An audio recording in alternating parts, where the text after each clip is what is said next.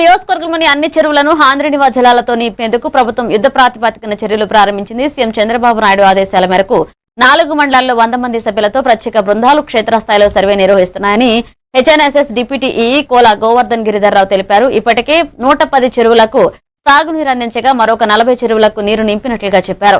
త్వరలో సర్వే పూర్తి చేసి నివేదిక సమర్పించి నియోజకవర్గంలోని అన్ని చెరువులకు కృష్ణా జలాలు అందేలాగా చర్యలు చేపడతామని వెల్లడించారు.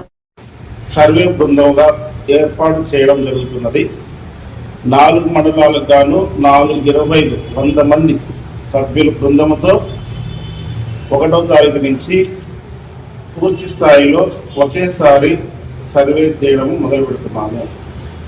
మొట్టమొదటిసారిగా గుడిపల్లి మండలంలోని చేయమని కలెక్టర్ గారు ఆదేశించడంతో ఆల్రెడీ గుడిపల్లి మండలంలో మొత్తం 100 మంది సిబ్బందితో 1వ తారీఖు నుంచి మొదలవుతుంది. దానికి గాను నన్ను మా ఎస్సీ గారు, ప్రాజెక్ట్ డైరెక్టర్ కడా వికాస్ ఐఏఎస్ గారు, చిత్తూరు డిస్ట్రిక్ట్ కలెక్టర్ గారు నన్ను మానిటరింగ్ ఆఫీసర్గా మేము ఈ విధంగా తీసుకుంటే ప్రతి మండలానికి 10 లక్షలు కేటాయిస్తే చాలు.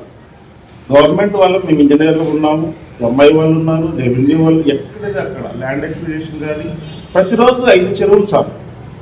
30 రోజులకు 3 సైజులో 15, హాలిడేస్ కోసం కనీసం 10, 10 నాళ్ళ 40, రోజుకు 40, అలా ఆటోమేటిక్గా 400 చెరువులు అయిపోతున్నాయి. అది నా యొక్క అభిప్రాయం.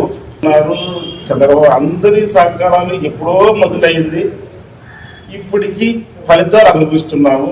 ఈ ఫలితాలను ప్రతి ఒక్కరూ